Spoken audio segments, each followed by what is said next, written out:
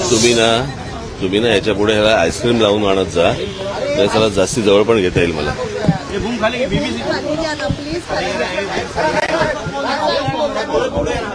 पुढे तोंडात जाईल माझ्या.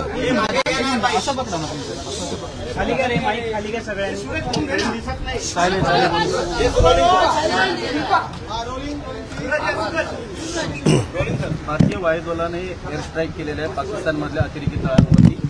जवळपास 32हून अधिक अतिरेकी ठार झाल्याची माहिती देखील मिळते आहे. लष्कराने काही वेळापूर्वी पत्रकार परिषद घेतली, त्यांनी स्पष्ट केलेलं आहे या संदर्भात. मला काय आपल्याकडे भारतात जो आता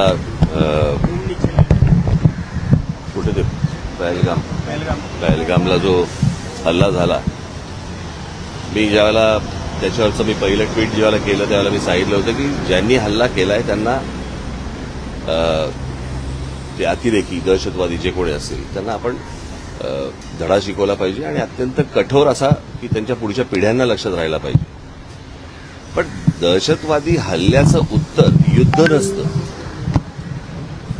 कळलं का? युद्ध हे काय उत्तर नाही. आता जो अमेरिकेमध्ये 2 ट्विन टावर्स पाडले, पेंटागॉनवरती त्यांनी हल्ला केला म्हणून त्यांनी जरा जाऊन युद्ध नाही केलं, त्यांनी ते अतिरेकी ठार मारले. हे तुम्ही दुसऱ्या देशामध्ये युद्ध परिस्थिती आणायची आणि आता ते काय मॉक ड्रिल करायचं आणि मग ते सायरन वाजवणार वगैरे वगैरे. मुळात ही गोष्ट का घडली हे पण आपण लक्षात घेण्यासारखं आहे. मला असं वाटतं की थोडंसं अंतर्मुख होऊन आपण आपला विचार करणं खूप गरजेचं आहे. पाकिस्तानला काय बरबाद, अगोदरच बरबाद झालेला देश आहे तो, त्याला काय बरबाद करणार तुम्ही? आणि प्रश्न असा आहे की ज्या अतिरेक्यांनी हल्ला केला त्या अतिरेकी अजून तुम्हाला हातात सापडलेले नाहीयेत. ज्या ठिकाणी इतके हजारो काय ज्याला आपण पर्यटक जिथे जात आहेत, इतकी वर्ष जात आहेत, तिथे सिक्युरिटी का नव्हती हे मला असं वाटतं हे प्रश्न जास्ती महत्वाचे आहेत. आपल्या देशामध्ये कोम्बिंग ऑपरेशन करून ह्यांना हुडकून काढणं हे जास्ती गरजेचं आहे. हे एअर स्ट्राईक करून लोकांना काहीतरी वेगळ्या ठिकाणी भरकटवून आणि असं हे काही युद्ध हे काय त्याचा पर्याय नाही होऊ शकत किंवा त्याचं उत्तर नाही होऊ शकत. आणि दुसरी गोष्ट म्हणजे आता कसं झालं की ह्या सगळ्या ह्याच्यामध्ये कसं आहे, सरकारच्या चुका ह्या तुम्हाला दाखवल्याच पाहिजे.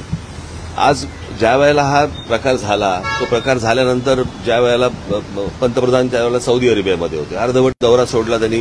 तो दौरा सोडून ते बिहारला कॅम्पेनला गेले, कळलं का? बिहारला कॅम्पेनला गेले. मला असं वाटतं ते गोष्ट करायची गरज नव्हती. त्याच्यानंतर ते केरळमध्ये जाऊन तिकडे अदानीचं पोर्टचं उद्घाटन केलं. त्याच्यानंतर इकडे काहीतरी फिल्म इंडस्ट्रीसाठी काहीतरी वेव्हचा कार्यक्रम केला, तिकडे द्याल. इतकी जर गंभीर परिस्थिती आहे तर या गोष्टी टाळता आल्या असत्या. आणि त्याच्यानंतर येऊन ते काय मॉक ड्रिल करायचं आणि मग काहीतरी एअर स्ट्राईक करायचं, मला असं वाटतं की हे काही उत्तर नाही या गोष्टींवरचं. जे अतिरेकी आहेत ज्यांनी हा हल्ला केलेला आहे, मला असं वाटतं त्यांना हुडकून काढणं, त्यांचा बंदोबस्त करणं आणि संपूर्ण देशभर मला असं वाटतं की तुम्ही हे मॉक ड्रिल करण्यापेक्षा कॉम्बिंग ऑपरेशन्स करा जिकडे जिकडे तुम्हाला माहिती आहेत. आज आपल्या देशामधला पोलीस दल आणि या सगळ्या लोकांना, खास करून मुंबई महाराष्ट्रामधल्या पोलीस दलाचं तर मी त्यांची प्रशंसाच करेन की त्यांना सगळ्या गोष्टी माहिती आहेत, कुठे कोणत्या गोष्टी चालू आहेत आणि कुठे काय चालू आहे ते, कळलं का? आज आपल्या देशातले प्रश्न संपत नाहीयेत आणि आपण काहीतरी युद्धाला आपण काहीतरी सामोरे जातोय. मला असं वाटतं ही काही योग्य गोष्ट नाही.